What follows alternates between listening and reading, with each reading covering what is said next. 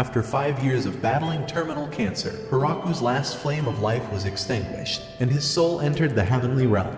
Having lived 39 years filled with betrayal and suffering, the god of the world apologized for accidentally giving him such a horrible life. So to make up for his blunder, the god will give him a second life with a healthy body, and promises to grant him any wish. The only thing Hiraku's ever desired was to be reborn as a farmer in a secluded area. Wanting to aid him in his journey, God gave him the most overpowered tool in this universe, the almighty farming tool. With a single tap, his flame burns brightly once more, and Hiraku wakes up in the middle of a forest. As he moves his body for the first time in years, he realizes that this is everything he's ever wished for. And with the almighty farming tool appearing in his hand, he begins using his new body to mend the ground. While cultivating the field, he notices that he never feels tired using the tool. Still, he needed to find a nice area for his farm, so he searched the entire forest until he found a giant tree to call home. There were no rivers or ponds anywhere in the forest, so to quench his thirst, Hiraku decided to dig a well for some water. His almighty farming tool transformed into a shovel and allowed him to dig deep into the earth until a puddle of water started forming.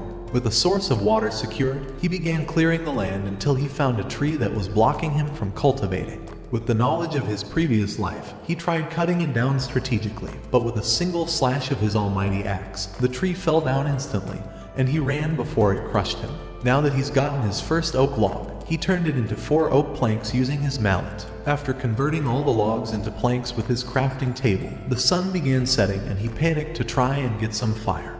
But without any firewood, he spent the entire night carving a hole into the giant tree. At first, he thought he could have just built a dirt shack, but remembered that Newton invented gravity in this world, so he didn't want to bury himself alive.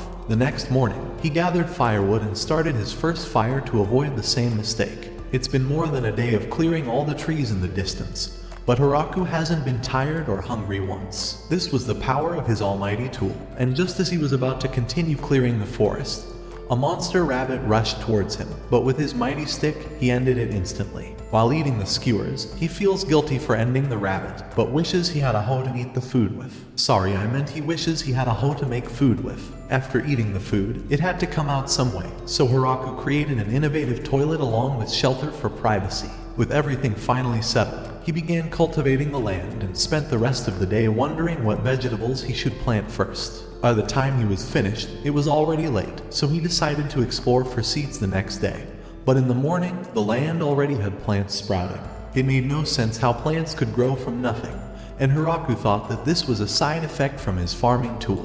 Regardless of how they appeared, he began creating a fence to protect them from the zombies at night, and dug out a mound to keep all the creepers out. The process took a few days, but after finally finishing the perimeter, Hiraku noticed the plants had been growing at an incredible speed. With all the spare wood, he decided to create a small log house and used his carpenting skills to create a nice roof, increasing his civilization level. After a few more days of expanding his farm, Hiraku saw a couple of wolves who were very injured, so he tried bringing them inside. With the leftover meat from the giant boar he defeated, Hiraku fed them, but noticed one of them was pregnant. As a child, his sole wish was to have a dog, so he wished for them to keep him company.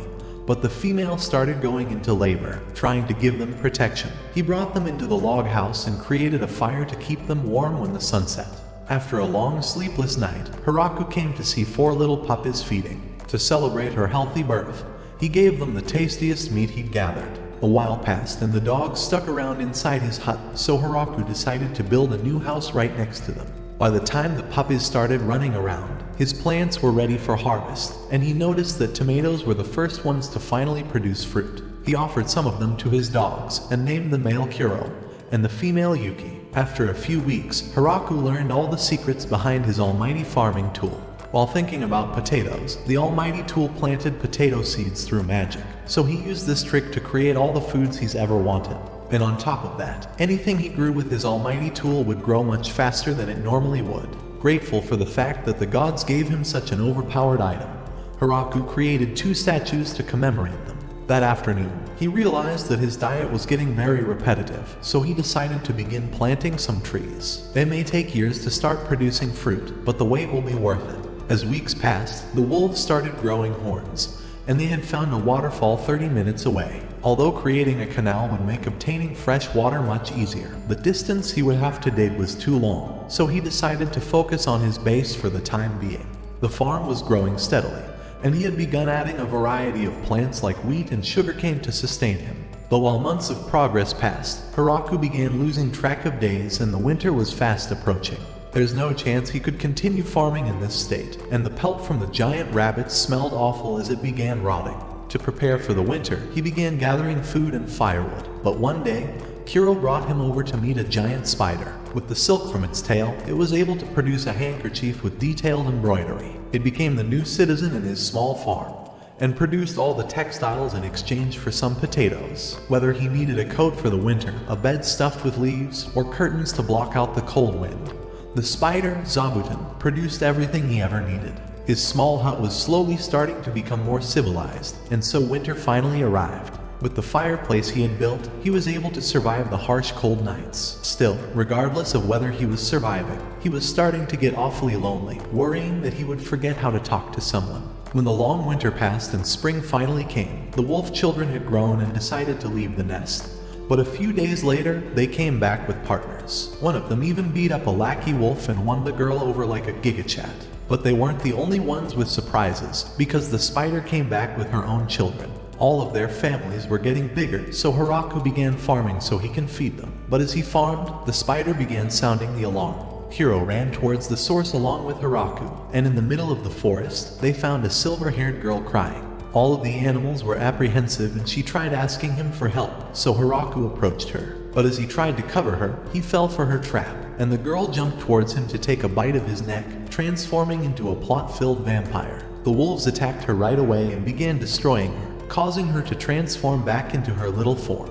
He wondered if she was his enemy, but the girl said the reason she had to suck his blood was to recover her energy before withering away. Feeling bad for how hard his dogs had beaten her up, he offered her a bite of his neck, and she began sucking his she began sucking his blood. She transformed back into a bigger version of herself, but Hiraku remembered her being taller and having more plot, so he told her to hurry the up and suck more of his blood so he can see her giant plot again.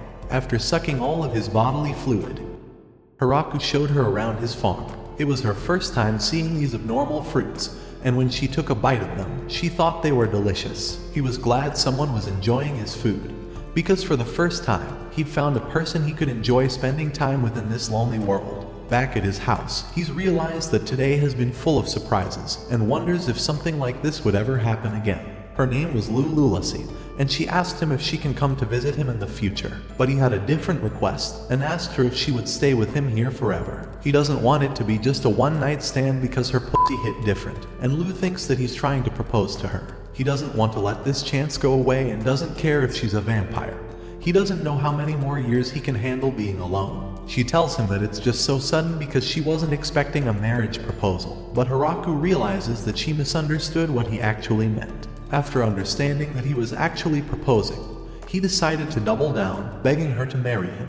Lu smiles at him, saying that she wants to stay with him forever. He drags her to bed for another one-night stand.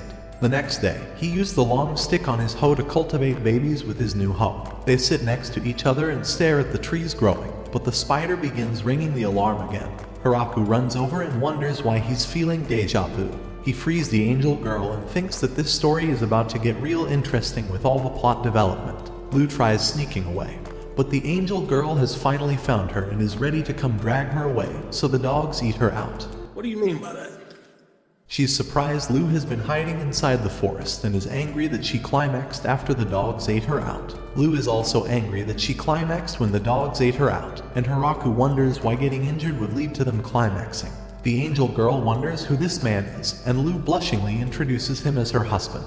While her face burns redder than a tomato, Giant Plot Cannons introduces herself as Tia, and she's come to find Lu because there's a bounty on her head. She was constantly researching different concoctions and kept blowing up the kingdom whenever something didn't go her way. Who reveals this was the reason she was in the middle of the forest on that day, so she bent over the table and asked Tia if she would like to start living here. She promises to show her all of the crops, like Hiraku's eggplant next to their round peaches.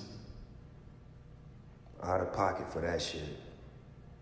way out of pocket. Lou goes on to show her around the farm, and Hiraku tries to teach her how to cut cabbage out. After cutting it, he prepared it as a meal and sprinkled some salt on it before handing it to her. She thought it was delicious, and after a long day of farming, they cleaned themselves up using their magical abilities. Inside his house, she tried strawberries for the first time, and Lou told her that they'll be showing her how to make a strawberry cream pie next. She grabbed onto her arms, begging her to live here with them because her body can't handle everything if she's alone. This was the beginning of their life together. Tia thinks she's enjoyed the strawberry cream pie, so she asks him for more strawberries. But Hiraku thinks expanding even more right now would result in spoiled food. While they continued walking, Hiraku noticed Kuro's new puppies and decided to build a stable for them in the open field next to their farm. After he was done, he noticed all of Zabuton's children casting their silk to fly away.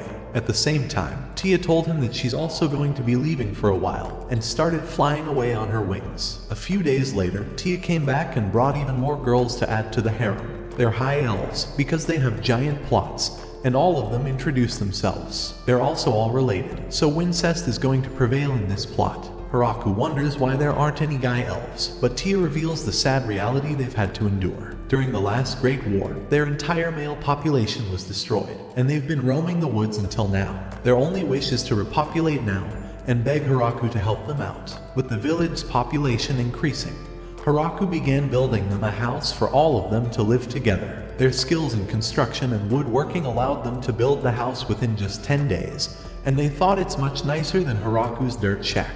However, at the very least, he wishes that in this spacious house, they can feel safe and at peace. As the days pass, the elf leader wants to thank him for letting them stay here by mining and blacksmithing for him, so they begin building a furnace in the earth. After processing the iron, Hiraku sees the metal pots they've created, and they tell him that they can do all kinds of things after living in the wild for 200 years. Still, the only thing they've wished to be able to do was to settle down and reproduce. じゃあ一つはクリアだな。Hiraku thought it would be for the best to avoid having plot development with all the elves, and stayed a typical anime protagonist. While farming one day, the elf girls noticed that he has a giant wheat field, and one of them asked him if she could make some bread, telling him she has the rarest yeast in the lands. Hiraku was excited, so the girls began baking bread and turned it into breadsticks for Hiraku to try out. At the same time, they all wonder if Hiraku's plot is this long and tasty. Now that he's finally able to make some bread, he would like to expand the wheat fields, but he realizes that their expansion is starting to get out of control. He asks Lou who owns this land, and she tells him that while nobody owns it, it's probably under the Demon Lord's control. However, since he created all of this land without support, this land belongs to Hiraku. At night, the girls gather and wonder how Hiraku's been able to tame the Inferno Wolves and the Demon Spider. Even these crops shouldn't be able to grow in this soil, and they begin wondering why he has no knowledge about their world. At the same time, Hiraku's realized that he hasn't been building the waterway in a long time, so he decides to make it tomorrow's mission. In the morning, Hiraku sees Zabuton pointing towards a queen bee, and Hiraku decides to build a bee house for them to create honey for him. He spends the entire afternoon preparing a reservoir. They began mass producing the concrete waterway. The elf girls bent over to make sure that all of them were placed in the correct spot. While they focused on doing the hard things, Hiraku filled all of their holes with his hard hammer. Because of their efficiency, the waterway was finished within a single day, and the reservoir was already filled. This should allow them to water the crops a lot easier, but Hiraku noticed that the reservoir was also getting him fish without doing any work. He thought that even though the rabbits were dangerous in this forest, at least the fish were peaceful. But a giant fish nearly devoured him right then. The girls saw him cooking the fish, and knowing that it was from the forest of death, they wondered if it was truly safe to eat. Hiraku finished preparing it and tried giving them some, but they told him that they wanted a different kind of meaty dinner. Hiraku had no idea what type of meat they were talking about, so he began eating it and thought it was delicious. Both of the girls tried it and thought it was delicious, and the rest of the elves wanted some of his meat. Diggity. To satisfy all of them, Hiraku began capturing more fish and preserving them with salt. Wishing to expand their diet, Hiraku tried tilling the ground while thinking about rice, and while it managed to grow, the texture of the rice was off. Since they have an entire waterway built, he decided to begin building a rice paddy with the elves. After mending the ground for hours, Hiraku released all of the girls' floodgates. Sorry, I meant he released the floodgate and asked the elf girls for their help. All of the elf girls started getting wet and Leah didn't like the slimy liquid. Together, they all bent over and planted all of the rice plants. A few days later, all of the plants were ready for harvest, and Hiraku put them up for drying. Leah was impressed that he knew all of this, but Hiraku's grateful that he always watched a farming idol before he died with cancer. Once all the plants were dried up, Hiraku used his farming tool to create a thresher and showed them how to harvest the rice. The girls saw all the work it took to prepare the rice and wondered if he was finally done. But Hiraku revealed that there's one more step. He prepared to cook the rice and asked Lu to use her magic to light up the fire, so she prepared to release her ultimate blast to burn everything to smithereens. But he told her to calm down, disappointing her. With a small flame, Hiraku cooked the rice until it was finally ready and created it into rice balls for the girls to taste. Lu decided to take a bite. The girls thought it was disgusting and regretted doing all that work this whole time. But Hiraku knew they were lying when all of the rice was gone. He decided to expand the rice farm, and all the girls began cleaning up after they were done. How the f does that even happen? Hiraku sees how they can all clean themselves with magic, and wishes he had a bath to clean up. Since he's finally built a waterway, he decided to build a bath, and showed the girls his blueprints for how he was going to design the plumbing. The girls wondered why they would do all this if they could just swim in the river, but Hiraku reminded them that they would freeze in the winter. Plus, he really wanted a bath for health and totally not to stare at them without any plot armor. The girls began building a furnace to warm the water and created the biggest possible bathtub. Everything was going great, but Hiraku wondered what they would do with all the dirty water. Tia thinks that slimes could take care of purifying the water, but Hiraku wondered if they were the dangerous monsters that destroyed adventurers. Tia has no idea what he's talking about, so she flew away and brought some slime for him. He placed a few of them in the water purification area and inside the bathroom. Just like that, their wastewater problem was solved, so he began grabbing firewood to burn. But one of them had mushrooms growing on it. He'd been weary of mushrooms this entire time since they might be poisonous, but all of the girls thought it was safe and wanted to eat all of them. So Hiraku began preparing some logs for mushroom growth. By sunset, Hiraku had finally completed the bath and tried explaining it to the girls, but they wanted to see a hands-on experience. He removed his plot protection and began showing them how it's done. But the girls started to feel a different kind of liquid dripping, so they all removed their plot armor and decided to join him. Lu told him it's perfectly fine for all of them to do it together, and Hiraku felt the bone of his sword growing sharp and hard. In the following morning, Hiraku saw all of the edible mushrooms that were grown, but the dogs had brought over more elves. Of course they were females, but who's complaining? Leah reveals that they used to live together, and he's glad to have them all join him. Leah suggests they work on expanding his home so they can all have more space, and cheers them on to begin children making. Hiraku didn't know why they were so optimistic. What a fucking waste. Kuro's noticed that his master's harem has been expanding, and tells us about his story. Before he had a master, he never had a name to go by. Ever since he was born, he'd been roaming alone, and never lost a fight against any other male. His only wish was to continue living freely, but when he met that one female, she destroyed him. After his complete defeat, they began traveling together, but her belly started to grow one day. He wanted to do everything to continue protecting her, but peace wouldn't last, and a giant bear was about to annihilate them. However, after they were gravely injured, the bear walked away. Still, they could no longer hunt for food and accidentally reached the most dangerous place of the forest, the center of it. They saw a human walking around without a care in the world, but Kuro noticed the tool in his hand and felt the limitless power coming from it. They had already made peace with their lives being over, but he began taking care of them. And Kuro noticed the food was made of a gate boar, impressing him that he was able to defeat such a strong monster. After their children were born, they decided that Hiraku would become their master, and enjoyed all of the food he prepared for them. Before long, their children grew up into a big family, and they noticed how Hiraku's harem was also growing. But he still had a single concern. Their master hasn't discovered that they are the legendary infernal wolves, but Kuro thinks that it's fine anyway. He's grateful that his life has led him to such a great life with him. After a few weeks, the new large house was completed, and Hiraku remembered all the digging and wood cutting it took to prepare this house. Even though he knew it would be this big, he never imagined how nice it would look on the inside. They showed him the nice room they've created for him, and opposite his main room was the large dining room. In the back was the kitchen, and on the sides were even more stoves for big meals. Finally, the cellar was big enough to store a lot of food and firewood for the winter. On the second floor, the girls saw their rooms and were glad they each had individual space for themselves. But Hiraku noticed one of the rooms had a giant bolt locking it. どうしてわざわざ Yes! Yes! Yes! Yes! 見なかったことにした No! No! No!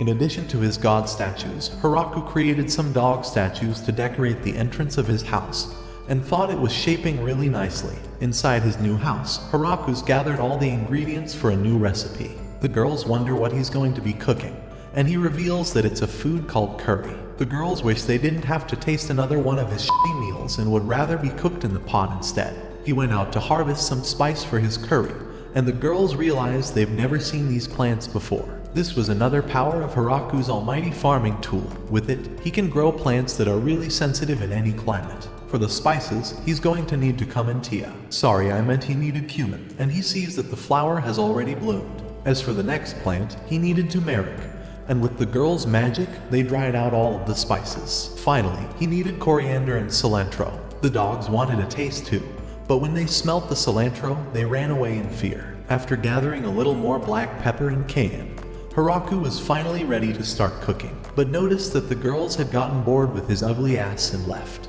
At the kitchen, he wondered if Leah was going to be the only one helping him, and Leah told him that her plot's better than the other girls anyway. He ignored her attempts and started preparing the meal. They cooked the meat and tried seasoning it, but Hiraku realized he's been missing something this entire time. It's naan, and he's angry that he managed to forget all about it. They began rolling out the bread together, and after they cooked a mountain of it, his meal was finally finished cooking. All of the girls gathered to try out his curry and thought it looked like shit, but he encouraged them to try it out. Lou and Tia took a bite.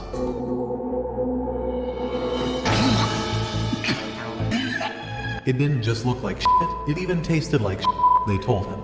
But they all ran to get seconds, so Hiraku wondered why all of them ate it until they were full. He wondered if they were just messing with him, but what he didn't know is that they were all pretending to like it because they needed a different kind of meat. The winter was finally drawing near, and since they will be spending most of their time indoors, Hiraku spent weeks gathering as much firewood as possible. When it gets cold, Zabuton hibernates at the top of the tree, so Hiraku handed him some potatoes and got extra blankets for the winter. Leah was bent over as always. He saw the other girls piercing a needle through the hole of his meat. Don't search that up. Hiro and the other dogs won't be able to hunt well, so they're doing all they can to eat Tia's pink meaty flaps out. With all other bases covered for the winter, he wondered how to preserve the vegetables, so he created a box that will be covered with a blanket and will allow for the snow to act as a freezer. Even with all his genius tactics, he wishes he could use magic, if even just once. At night, Lou tries teaching him how to use an ignition spell and explains that it's natural he can't summon a difficult golem on the first try. Hearing this, he thinks she's amazing for being able to summon multiple golems at once, but Lou tells him that her plot is better than Tia's. Hiraku thinks all of them are amazing for using magic while he can't do anything but gardening. But Lou tells him that he's the most amazing one here. Without him, this entire village would fall apart, and he's able to continue feeding them every single day because of how hard he works. She tells him that he's the only one who could do this and smiles at him. The winter's first frost arrives, and snow began piling up. With all the time they were spending indoors, Hiraku decided to build a few classic games, reversi and chess. He taught them how to play the game, and Lou thought it was too simple to be enjoyable. But Tia told her that those simple rules will allow for complicated challenges. He told Tia that she was right, so Lou grew angry and tried challenging Tia for a game. After 2 hours, Tia was about to be absolutely destroyed, and Hiraku noticed her hands shivering, but she pretended to have her hands slip. She apologized because they were going to have to start all over, but Tia uses her magic to make all of the pieces fall exactly to where they were. She tells her it's embarrassing that she's playing like a child, and Hiraku tries to see how the others are doing. He sees the 2 other girls playing reversi peacefully, and Kuro points out where the best position possible would be. It shocks him how Kuro can understand the rules, but sees the other wolves playing chess correctly, and even though it may look cute at first glance, he feels an intense aura emanating from them. Lou decides to play a game against them because she definitely won't lose, but the game doesn't end well. All four of them play mahjong, and Hiraku thinks he has the upper hand because of how complicated the rules were. So he tried to get revenge for Lu, but all of the girls completely destroyed him. Poor Hiraku and Lu have both been clapped. After a few weeks, they were bored of board games, so Hiraku designed bowling equipment from wood. Even though it was just a simple game, all of the girls enjoyed it, and so the winter days began slowly going by. The creative refrigerator he created was working,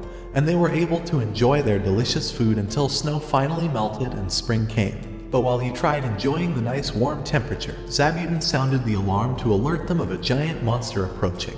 Hiraku looked at the sky and noticed a giant dragon flying towards them, but Tia told him that this wasn't a dragon, it's a wyvern.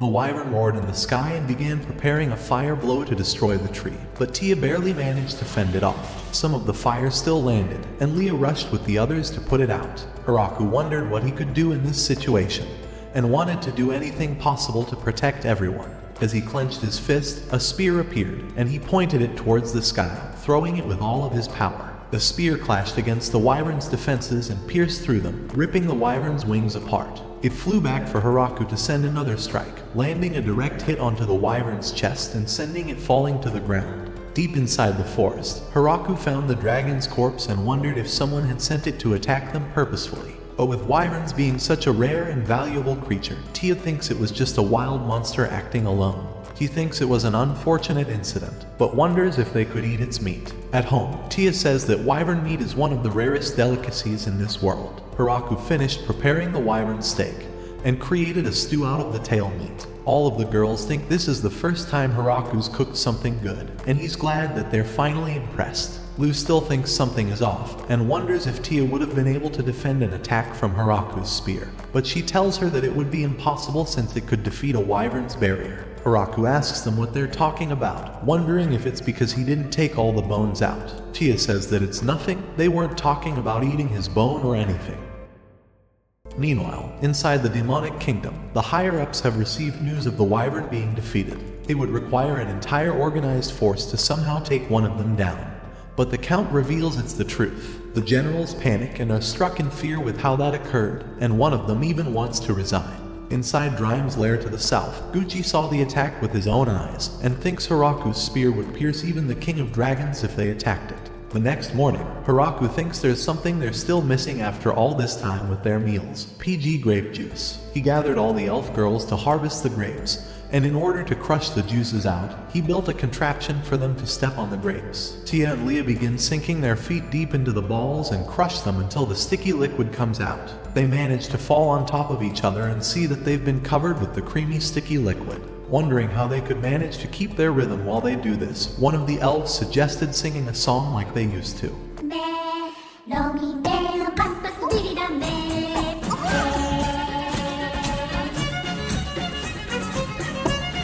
The juices begin coming out, and Tia tells Lu to join in with them along with Hiraku. They spend the entire day juicing out the grapes, and they've left yeast on top of the barrels so that it could begin fermenting.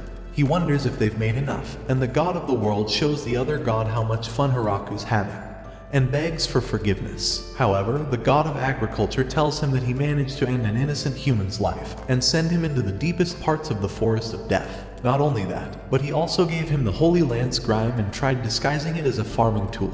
It would normally suck all of a person's life force out and kill them instantly, but the god thinks that he's given him such a healthy body that he'll be able to regenerate his life energy right away. But even more than that, she wonders why the statue of her is an old man. So as punishment, she will force her dad to sit like this for 300 years. On a random day, Zabuton sounded the alarms, and Hiraku felt like he was getting deja vu yet again. Lu recognized the girl as her sister, Flora. After hearing that her sister was chased by the black-hearted, ugly, disgusting angel, she followed her sister all this way. Tia tells her to repeat that once more. Hiraku invites her to stay here, but she's having a hard time believing that this ugly bastard is her sister's husband.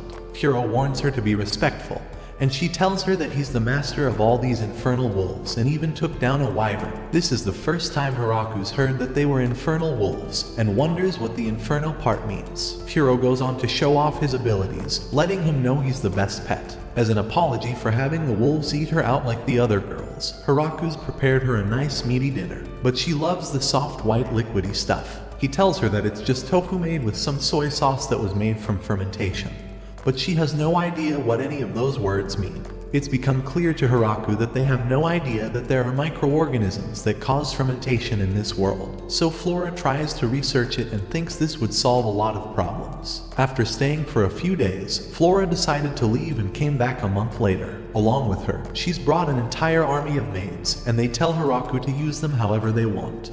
That's not fair! That's not fair! Tia notices that she's the only one who hasn't brought a lot of her own kind. In order to stay competitive, she went flying off and returned at night with 3 other angels and an entire fleet of lizardmen.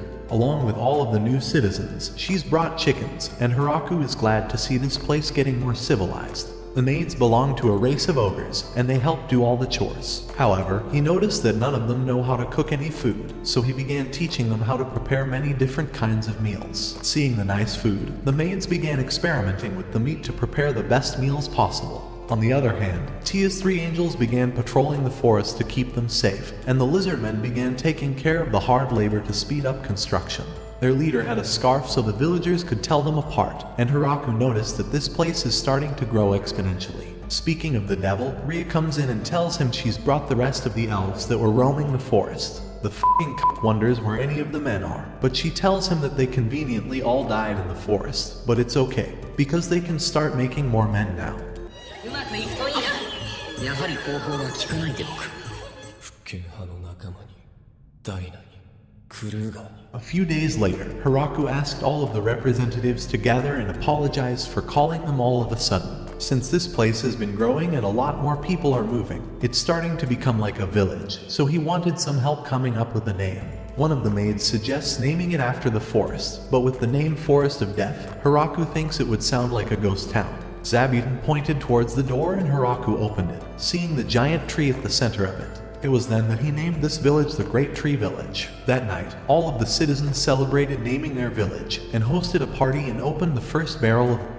All of the girls chanted the word mayor, and Lou told him that he's the only one for this job. This night was the beginning of their new life as citizens of the Great Tree Village, and all of them enjoyed it by drinking the PG grape juice. Tia was wasted and begged him to sit next to her. She asked him why he was sitting alone, but he told her he was so happy that it felt like a dream. But it's not a dream, Tia told him, and they're going to live together like this their entire life. She tells him to raise a toast to their new village, and Lou wants a toast too. Hiraku wonders how many years it's been since he's found happiness, and thinks he's going to give it a shot as mayor. By the time summer arrived, the number of residents had increased once again. Eventually, a representative from the demonic kingdom appeared and introduced himself as Beezle, offering Hiraku a bottle along with a message from the demon lord. He wanted to discuss the status of the settlement here, so Hiraku wondered if they were trying to get him to pay taxes or kick him out. He wondered if he should ask Lou or Tia for advice, but Lou winked at him to handle it on his own. Hiraku built up courage and informed the messenger that he will gladly pay taxes, saying that he will be paying only 10%. Hearing those words shocks Beezle, and Hiraku wonders if he messed up, but Beezle accepts his conditions. As he drafted their agreement on a piece of paper, the business magnate purposefully made it so he only pays taxes on crops. But still, he was worried he was too aggressive with negotiations, so he sent Beezle home with a gift. He wonders if he handled everything well, and Lou thinks he did an incredible job, because now they will have protection under the Demon Lord's army. Tia agrees, but thinks that 10% is too low, as settlements usually pay 50 to 60% in taxes. And since they're only coming once a year to collect taxes, they can lie about how much they produce. So Hiraku just created a miracle of a deal. Inside the Demon Lord's castle, the generals are shocked that the Great Tree Village submitted so easily, but are suspicious that they might be having an ulterior motive. Beezle acknowledges that possibility, but he had no choice since the Angel of Annihilation, along with the Princess Vampire, were standing right next to the mayor. But that's not all. There was an army of high elves and a pack of inferno wolves, and even the trio of killer angels patrolling the village. Beezle shakes in fear, knowing that he could never refuse their hard negotiations. He investigates their gift and sees the apples inside, so one of them tries to check if they're poisoned, but Beezle notices another oddity in their gift. The cloth is made from a great demon spider, a monster so powerful that it drove the previous demon lords to a standstill. Randon decides he's had enough and quits. The next morning, the ruler of all dragons, Drime, introduces himself to Hiraku and has come with his count to present them with a gift. Hiraku sees the expensive sword inside, but thinks that it looks kind of violent. Regardless, he thanks the man and asks him what brought them here today. The man explains that Drime's lair is directly south of their village, so they consider them to be neighbors and have come here to offer a formal greeting. Hiraku wishes to invite them for dinner, so Drime changes into his human form and introduces himself once more. At night, he enjoys the PG grape juice they've created and begs for more of it. But his assistant tells him to leave before they become a nuisance for Hiraku's village. After they left with the gifts Hiraku prepared for them, he realized that they were going to have a lot of visitors coming through. So the following day, Hiraku began building a guest house for potential visitors. Additionally, he didn't want the angels scaring off any visitors, and whenever Zabuton alerted them of a visitor, all of the lizardmen were ready to head off into battle. It was a long way off from a proper welcome, so he came up with a new signal for visitors using a bell, and created a welcoming party consisting of Tia and Lu, but the head maid wouldn't accept this. His life could be in danger if the visitors were malicious, so they added a bunch of high elves and lizardmen to protect him. And for the visitors that stayed overnight, Hiraku asked Flora to watch over them since she could go for several nights without sleep. As soon as all the preparations were ready, a new group of visitors had arrived from the Howling Village. They wanted to establish trade relations, so Lu decided to take care of this and welcome them to their village. She asked them if this was their entire group, and their leader claimed that it was all of them. After hearing that, Lu told him that she will be treating the others as enemies, and the men straggling in the forest began screaming. Their leader apologized that some of them were straggling, and Lu told him that it's dangerous having people separated, so they should behave themselves while staying here. After the guests spent the day inside the guest house, Lu locked their door for the night, and Hiraku wondered why they're treating them like prisoners. Tia asks him if he hasn't noticed it yet. Every visitor has always brought a form of gift when coming except for them, so that, along with their troops lurking in the forest, is the reason for lowering their hospitality. The following morning, Hiraku wonders why they're not serving them PG grape juice, but the head maid tells him that this is the difference in treatment for the guests who brought the swords and those who didn't. He wishes they could at least give them more food, but the maid gives him a cold glare. While they ate, Tia and Lu tell him to cast off his sympathy because these people claim to have came here on important negotiations, but they've yet to discuss anything. Even then, everyone was against offering them any wine, but Hiraku still forced them to put wine on the table. While trying to start a conversation with them, Hiraku discovered that they were from a village that made its living from hunting or mining, so naturally, they needed to trade with their neighbors. But with the recent conflict that's prevented them from trading, they've come to the Great Tree Village to open trade negotiations. One of them is glad that they stopped hiding because they wouldn't have been able to enjoy this meal, and Tia slyly asks him why they were hiding. The man tells her that if anything bad were to happen, someone needed to run back and tell the rest of their village. After seeing how she skillfully extracted information out of that man, Hiraku wanted to extract milk out of her plot. Eventually, the leader began negotiating their trade agreement. With neither of them having any currency, they want to be able to trade physical goods. However, since their village is quite a distance away, and the Great Tree Village happens to be in one of the most dangerous places, they ask Hiraku if they would be the ones to come to the village. With such a vast distance to cover, Hiraku considers having Kuro and the other wolves bring the goods on a carriage, so he agrees and asks them what they've brought to trade for today. The man shows him the silverware and glasswork they produce from the ores, and Hiraku thinks that their goods would greatly increase their quality of life. In exchange, they want to trade for food goods, so Hiraku gladly agrees. This was the beginning of their trade relationship, and before they were about to leave, the leader apologized for not bringing a gift when visiting. Their village never had a custom like that, so he promises that he'll bring something next time. But it may not be luxurious since their village is poor. However, Hiraku tells him that size doesn't matter, it's the heart that does. Who knew the professor of quantum physics had a small persuasion in his second life? Before long, their first day of trade with the Howling Village came, and the girls told Hiraku to stay back since Tia will be acting as their representative. Drime agreed to take everyone there in exchange for a barrel of grape juice. Over time, Drime had started coming to hang out regularly for the grape juice and always brought treasures with him, so Hiraku was glad to always see him. He thanked him for the grape juice and took off. A few days later, Tia returned and told Hiraku that they managed to trade everything. At first, the citizens were hesitant because they'd never seen that food before, so she decided to offer them some free samples, and before long, everyone loved it. They even sold the wine that was supposed to be for Drime, so Hiraku promised he would give him even more grape juice tonight. Tia revealed that the mayor asked if some villagers could come to live in the Great Tree Village. In total, there are 20 residents, and they're all young women. How fucking convenient. Hiraku realizes that the village won't have any future because Dr. Riz is actually an incel, who won't develop plot with any of them. He reluctantly agrees, but on the condition that they get at least 2 young men. The following week, the Beast Girls introduce themselves and say they are mentally prepared to be used however Hiraku sees fit, as long as he doesn't abandon them. Hiraku tells her that he's from Alabama, so she has nothing to worry about since they're not related, and tells her that he'll take care of them. He asks her if they've brought the young men, and he sees the 3 young men.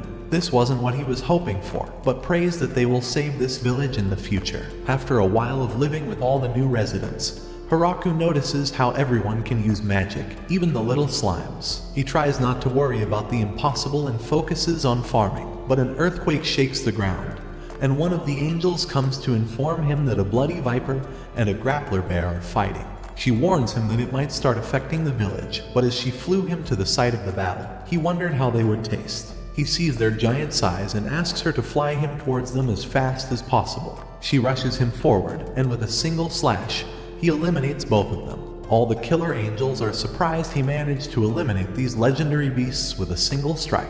At home, he begins cooking the meat using the PG grape juice, and the girls are crushed that their grape juice was wasted. As for the viper, he fried it and thought it tasted just like fried chicken. He notices that he's missing something, and went that night to ask Flora about her fermentation studies. She told him that she hasn't made any progress and has had to rebuild the hut 3 times. Hiraku has no idea how that's even possible, but she promises that she'll keep the explosives to a minimum. The chicken have finally laid eggs, so he begins beating the eggs, adds salt and vinegar, and with some oil, he creates mayonnaise. Just then, a bunch of dwarves appeared, led by a man called Donovan. They've heard about the PG grape juice and apologize because they don't have money, but have the technology necessary to create the best tasting Russian drinks. Using distillation, he gives Hiraku a new form of smoothie, and Hiraku thinks the shit is stronger than how hard his dad used to beat him. Donovan's party ended up staying in the village to create more PG smoothies, and so Hiraku held a party to welcome the beast women and the dwarves that joined their village. Drime is back at it again drinking, and Lou is glad that he's single-handedly making their village rich. His assistant ties him up and drags him away, and the dwarf thanks him for taking them in. While Hiraku drank, he realized that there's finally an old man besides him here, so he tried asking him if any of those girls caught his eyes. The dwarf man thought they were all pretty, but he's more into women with full beards. Hiraku realizes that these women might end up having to see his small persuasion after all. The following morning, a dragon flies directly towards the village, and Hiraku tries to take it out before it causes any problems.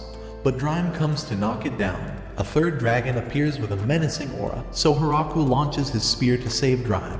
In the last second, the dragon barely dodges, but Drime's assistant lets him know that they're not enemies, surprising Hiraku. He introduces the 2 new women. They are Drime's daughter, Lastismoon, and Mommy Milker's, Graphaloon. And I want to play with those balloons like a baboon. Hiraku asks him why his wife and daughter were here, and Drime tries explaining the situation. He's been constantly sneaking out of his home at night, so Mommy Milkers was worried he was getting some Mistress Milkers. Drime tries explaining that it's all high politics, and Mommy Milkers thinks all of her suspicions are finally confirmed. Drime begs them not to jump to conclusions. After all, he also has a small persuasion, so he would never have the courage to have an affair like that. Hiraku apologizes for making the situation worse, but Drime says it's not his fault and tells them to apologize. Lastismoon apologizes for nearly burning this village, and Mommy Milkers apologizes for nearly burning him to a crisp after he pointed his spear at her daughter. Hiraku is glad that everything worked out in the end, and after he left, Drime asked his wife if she understands what he's been doing this entire time. Despite their lack of numbers, Hiraku's spear alone can overthrow their entire kingdom. Mommy Milkers wouldn't have been able to dodge the spear if it wasn't for Zabuton, an old friend of hers. She tells Lasty that she will be giving her a very important job. She will be living in this village for a while. They can't ignore this kind of power, so she hopes that she will at least make sure that his power will never be turned against them. Drime asks her if she's sure about this, but Mommy Milkers thinks this is the best outcome for Lasty. Hiraku gladly welcomes her to the village, but quickly realizes that she's too powerful, and even her sneezes blow away all her progress. He wonders what dragons can be useful for, so Tia reminds him that dragons like Drime tend to be really wise and knowledgeable, so Hiraku thinks she would be good for diplomatic relationships. The next time Beazle visited them, he saw Lasti and instantly recognized her. She was the infamous crazy dragon of destruction. She asked him what brought him here today, and he tried asking for oranges, but she told him that they were out of stock, so she tried interesting him in some strawberries. Beazle just shat himself staring at her horns, and said he would take 10 boxes of whatever she's talking about. She prepares her order and asks him if he would like her to count them, but the only thing he's counting is the minutes until he disappears, like his father when he went to get milk. Back at the demonic castle, the rest of the generals are shocked that Lasti, the almighty dragon, is among them now. They consider spying on them but realize that they're going to be screwed. With no options left, Beazle plans on using his secret plan. Inside his house, his daughter, Florum, enters the room. He tells her that she will be living amongst them and investigating their military strength. She tells him that she will definitely succeed and teleports to their village. At the entrance, Lasti introduces herself, but Florum already knows how powerful she is. As she walked around the village, Florum noticed that there were many different species: lizardmen, ogres, beastmen, and even dwarfs. Inside their headquarters, she notices the vampire princess is living there, and the angel of annihilation is leading the trio of execution angels. They even have high elves, the ones who kidnap men and prey among them. With them around, there's already almost no chance of their military winning. However, after seeing the inferno wolves and demon spiders packed together, all of the confidence has left her body. Using the chart she's developed, the mayor is the only one left, and he must be more powerful than all of them. She wonders just how powerful this man could be, but sees Hiraku walking by and wonders why such a weak person lives in this village. He asks her if she's lost, but she tells him that she doesn't need a weak human worrying about her. Back at the village, Lasti tells her that she just met the mayor. He may be a human, but he can defeat her mother. Florum is shocked because she was extremely rude to him. As days passed with her living amongst them, Hiraku noticed that she was getting closer to Lasti, but wondered why she was so awkward around him. One day, the slimes began multiplying in number, and eventually one of them began devouring all of their grape juice. All the girls were ready to execute the slime, and they began the first trial and found it to be guilty. Hiraku felt bad for the slime, so he tried letting it off and it began popping up during their feasts. After all, one cute slime shouldn't be a problem. Autumn came around, and while Hiraku was enjoying all the food, he wished he could eat some seafood along with the meal. Florum tells him that if he wants ocean access, he has 100 girls ready to open up their floodgates and offer their fish-smelling pussy. Sorry, I meant if he wanted ocean access, he can travel to the port south of the village to trade for ocean products. Lasti offers to fly there, and the rest of the girls accompany her. They take off, and Hiraku was glad there were people who were enjoying his food this much. 3 days later, a merchant from the ocean city came back with Lasti and showed them all the fish products he has to offer. Along with the fish, he came here to accomplish 3 main goals. The first was to properly greet the mayor of this village, the second was to begin trade negotiations, and the third was to become the official trade ambassador for this village. With his years of experience, he can help the Great Tree Village multiply their profits by several times over, so the girls decide to look at his proposition. After a long day of negotiation, the merchant was ready to leave and was excited to discuss grape juice trade next time. But Lasti wasn't about to let that happen. Hiraku thinks it's great that there's going to be a professional handling their trades, and Lu thinks it's great that they'll be getting more value now. While traveling home, the merchant took a look at the Great Tree Village.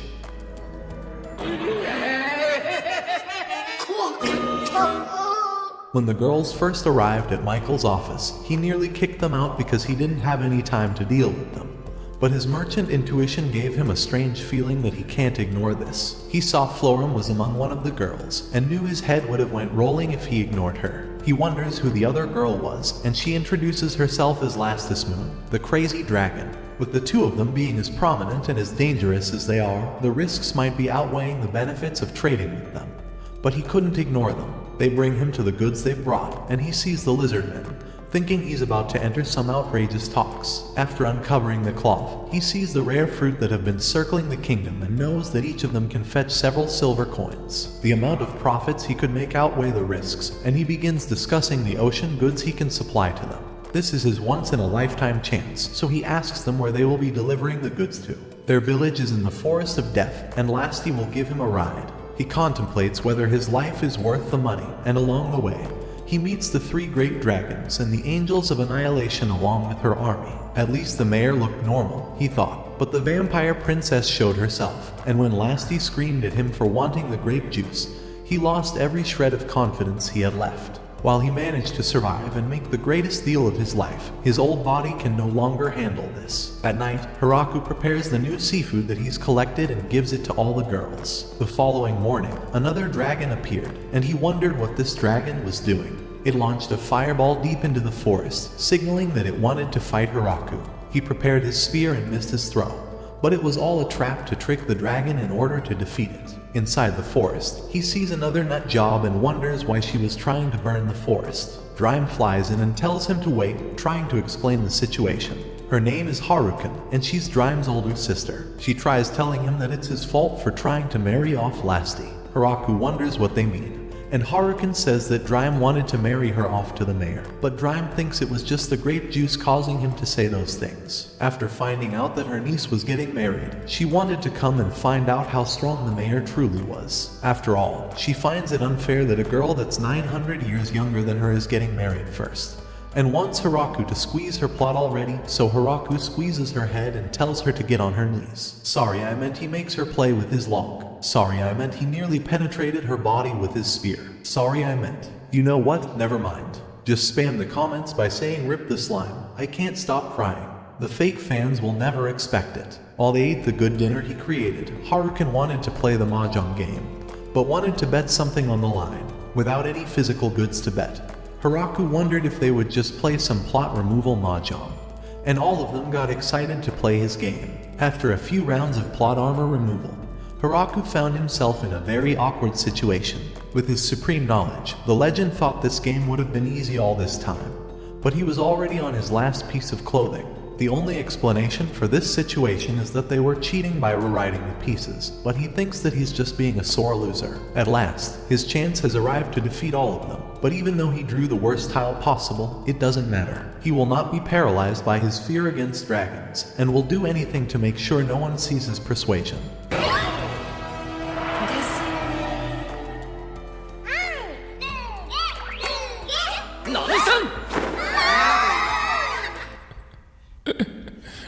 Sensational. Beelzebub informs the rest of the generals that the ancient dragon Harem has also gathered at the Great Tree Village. The demon lord sighs and asks Beelzebub an important question.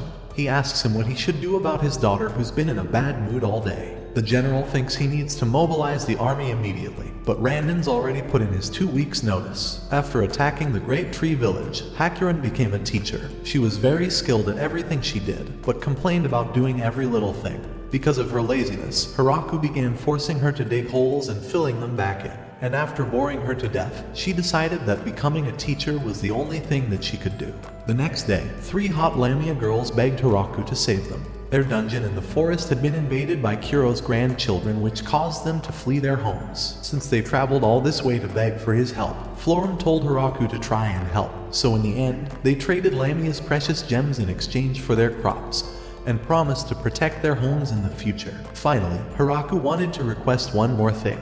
Being the beta simp he is, he asked them to put on plot armor if they were to ever visit. With their great strength, they began carrying trading goods in exchange for Hiraku's seed. Sorry, I meant crops because they grow from seeds. Back at the demonic castle, 3 girls gathered underneath the demon lord's daughter and begged her to save Florum from the Great Tree Village. At her office, Beelzebub teleported to meet with his daughter and asked her if she's been doing well. She tells him to get to the point because she doesn't have any time, and he reveals that the princess has been gathering troops to invade the Great Tree Village. They had begun distrusting her reports, believing that no village could be this powerful. Even the demon lord wouldn't dare stop his daughter, and their day of invasion will be tomorrow. They will be gathering 300 troops, so he was hoping she could find a way to scare them off before they even attacked the village. Florum considers who they could use to scare them, because if they were going to just use Lasty and Harem, they would end up just destroying the entire kingdom.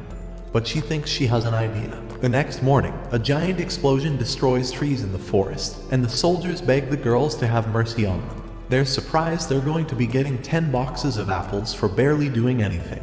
At the village, Florum introduces the 3 girls from the Demon Kingdom, saying that they want to work to death, but then corrects herself and says they're here to work like their lives depend on it. He wonders why they seem like they've given up on all will to live, but Florum reassures him that they're just emo. Their leader introduces herself as Yuri, and Florum explains that there's no need to treat her with care, and to just use her however he wants to. But he's had enough of girls wanting to be used however they want, so he lets Florum show them around. After he leaves, she tells the girls that she will forgive their transgressions if they begin working hard and keep their identities secret. This means that Yuri will no longer be given special treatment, and she thinks she'll be fine with this new life. After showing them around the village, the girls enjoy dinner, glad that they no longer have to worry about politics in this village. Hiraku's glad to see that they've acclimated so quickly, and Lou comes to see the new girls. But he notices that Lou's size hasn't been changing. She's noticed that her transformation magic hasn't been working all day, but thinks it must be that she's sick. After playing with the Beast Kids for weeks, Yuri had to leave the village before her father got concerned, so she bid the other girls farewell before leaving. Inside the castle, the Demon Lord confronts Beazle and tells him that his daughter has been different ever since she came from the village. She hasn't been useless and has been constantly busy ever since she returned. Beazle tells him that she's likely taking interest in diplomacy and politics. Upon hearing those words, the Demon Lord realizes she might have met a man, and thinks that he will tear the entire nation apart until he finds him.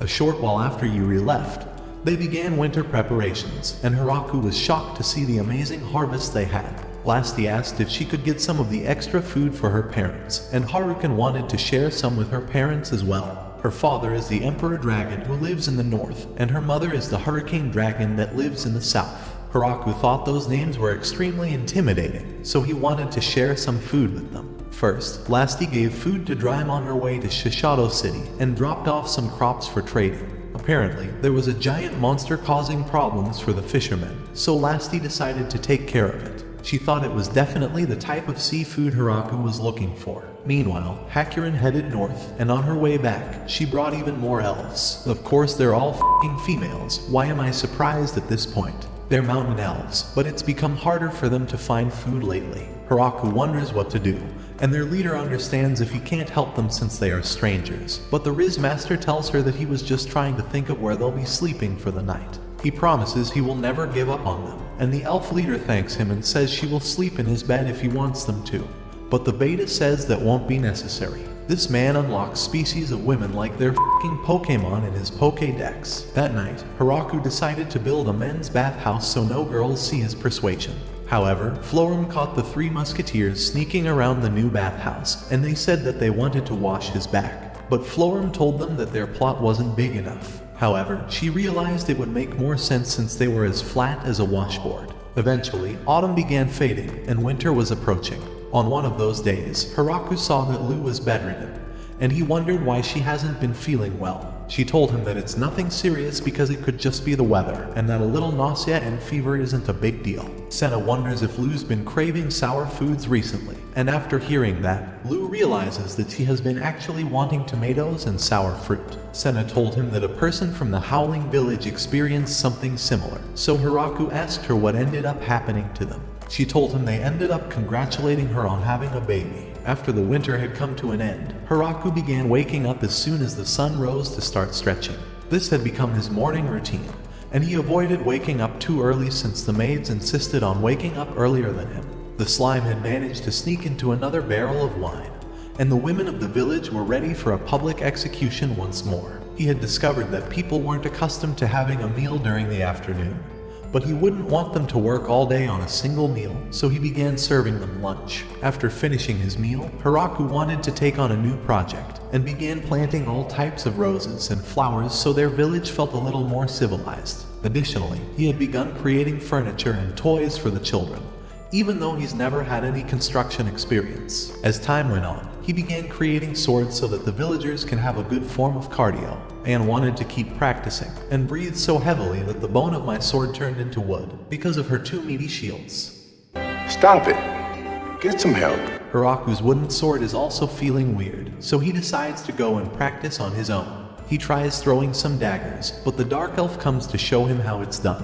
However, he knows that those small little persuasions can't compare to his large spear. The Dark Elf says she wants to feel his other spear penetrating her, but Hiraku knows that he's only using this spear to overcompensate for something. After a long day of farming, He bathed alone and tried relaxing at night, but always feels a presence looming over him. All of the girls were spying on him like it's mission impossible, but the only thing he finds impossible is losing his virginity. He screams for help to uncover their locations, and while he's glad that he has people watching over him, he will make sure to seal up those hidden doors tomorrow. The following morning, Senna came to tell him there's a strange man in their village. Next to the grape tree, he sees a man bent over and wonders how he was able to make it past all of the angels and even Zabun.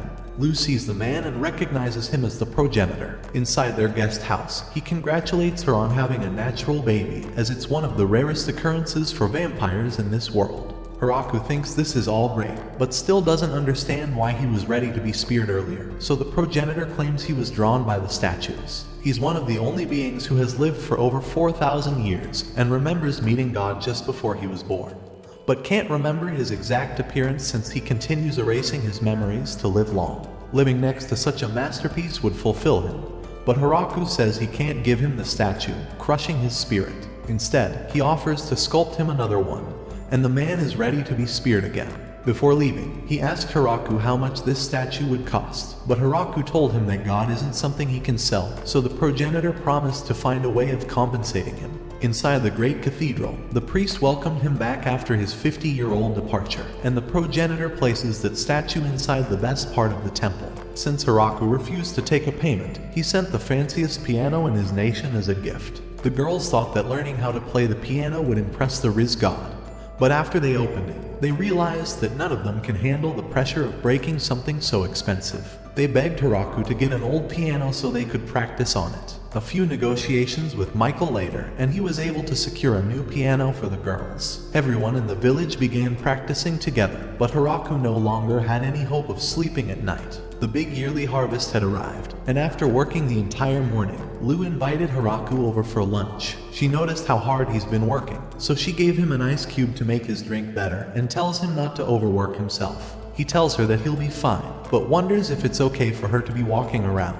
She reassures him, saying that all the girls encourage her to exercise so she has a strong body when going into labor. Even after all this time, Hiraku can't believe that she has a child inside her belly. During dinner, all the girls wonder how heavy the child is, and all of them wish that they could help Lu in any way possible. She tells them that everything is great, but it bothers her that she can't drink any PG grape juice. Zabudin is ready for the baby shower. Inside the mayor's office, the trio of angels inform him that the morale in the village is dwindling, and all of them are about to cave in. So to save them, they beg him to sell all of their grape juice smoothies. Their only wish is to make Lu feel more comfortable, but while Hiraku finds that admirable, he thinks selling all the juice would be a mistake, so he encourages them to continue holding out because it will taste better once it ages a little more. The fiends were excited to hear that it will taste better, but the dwarves weren't. They wondered why no one wanted their smoothies anymore, and Donovan promised he will no longer release the white creamy substance into it. Hiraku explains the situation, and Donovan is glad that his special cream wasn't the reason people stopped enjoying alcohol. Hiraku reassures him that his juice tastes great, but wonders what this secret white cream might be. The dwarf tells him it's a secret, but if he really wanted to find out, they can play a game called Salty Biscuit. Hiraku thought he was better off not knowing. Weeks of peace continued passing throughout the village, but Hiraku was only worried about his wife. It's almost time for her to go in labor, and he notices the flower sitting on the table. It was a gift from Tia and the other angels, one of the rarest flowers that was blooming on an ice mountain. The leader of the Dark Elves came to offer her secret mountain elf medicine. It is the best medicine that's ever been produced, and hopes Lu will be able to use it whenever she needs to. Last, he offers Lu a precious pendant from her father's treasure room. The wolves offer some of the food they hunted, and Zabudin's children wanted to gift her some baby clothes. Anne offers her pudding, Leah offers her a flower crown, and even lazy-ass Harukan offers to peel apples for her. Flora comes in to give her sister some tomato and tofu miso soup, and Hiraku is glad she finally made miso after all this time. The leader of the lizards apologizes for not knowing how to help since they're born from eggs, but offers his blood to help her child grow strong. After receiving all the gifts, Hiraku noticed a wooden mallet, and Lu told him that Donovan created it because it will come in handy soon. After she was done talking, Lu felt a weird sensation in her belly, and realized that it must be time. All the maids began rushing towels to prepare for the delivery, and Hiraku found himself feeling powerless as he waited in the other room. Knowing there's nothing he can do, he looked at the great tree and went inside the little cave he had made. The 2 moons shined bright that night, reminding him of his first night here when he watched them alone. He had wanted to live away from everyone in absolute isolation. But now that everyone's here, he was sure this was the life he wanted. Time passed by like a blur, and he felt like he had no memories of what happened after that night. He walked in a haze towards Lu, and laid eyes on her child. She told him to come and hold him, so Hiraku tried to carefully grab him to his chest. As he held him and saw his smile, it all became real to him. He had truly become a father. Back in his original world, he was suffering from an illness, so his only hope is that his son will never experience that pain. He tells his son to grow strong for him, but Lu grabs his hand, saying that they're going to raise him to be strong.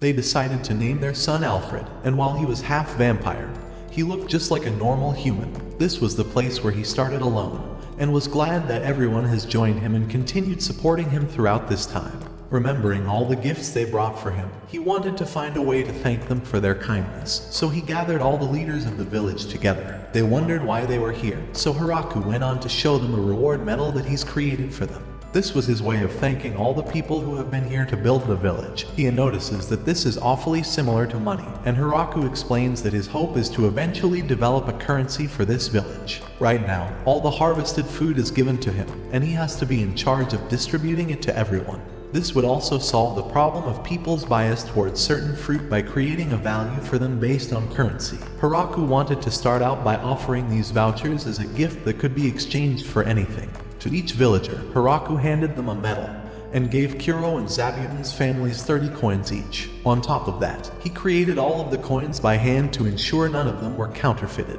Everyone reacted differently. The dwarves wanted grape juice, others wanted furniture, and the angels traded them for Drime's expensive weapons. Eventually, people began requesting furniture in exchange for their currency, but their value was still obscure. For the children, they settled on renting out the mayor for a day instead. A little while after everything had started calming down, it was finally time for the big festival to celebrate his child's birth. All the girls were finally drinking juice for the first time in months. Donovan and the other dwarves brought a big barrel, saying this was the special barrel of juice they created by combining all of their white stuff from all the salty biscuit games they played. Lou realized that this must be what the mallet was for, so with both of them holding it, they opened the barrel up. Hiraku never thought he'd be cracking a barrel open to celebrate something so fun, so he told everyone to drink up on the house tonight. Drime is back at it again, but his count wants to turn this into 50 Shades of Grey. All the girls enjoy the juice, and Donovan asks him if he likes this new secret recipe. Lou tells him she can't drink anything since she now has mommy milkers, and Donovan thinks his entire plan has been ruined. He had planned on stealing the mayor's wife, but he's got an idea. He asks them to bottle it up so they can drink it soon. But Hiraku thinks it would be great to bottle it up for 20 years so they can enjoy it when his child has matured.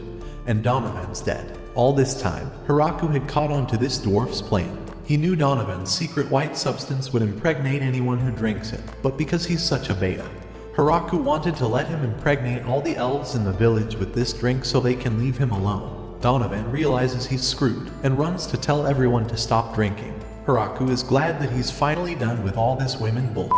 The demonic kingdom have heard of Hiraku's child being born and wish to congratulate them. Their village has grown much too strong, so they believe their only plan moving forward will be to marry Yuri off to one of the people living in the village. Michael has received news of the birth and wishes to send them the greatest gifts to continue having a long and beneficial relationship. Tia has discovered that there were a lot of people still roaming the forest looking for a place to live, and Drime's kingdom, along with the demonic kingdom, have recently had a lot of refugees needing to take shelter after the recent war. In total, it's over 100 people, and Hiraku realizes that their current village likely won't have enough space for all of them. So Lou suggests the perfect solution. They will create a second village for all of them, and Tia thinks the Great Tree Village too will be even better. After all, this village had saved all of them, so they want to do everything in their power to save others in the future the same way they were saved. They all lived happily ever after, until Hiraku executed poor old Donovan. If you felt bad for Donovan, blow this video up with likes to show your condolences. Watch this next video. Till next time, my fellow legendary plot masters.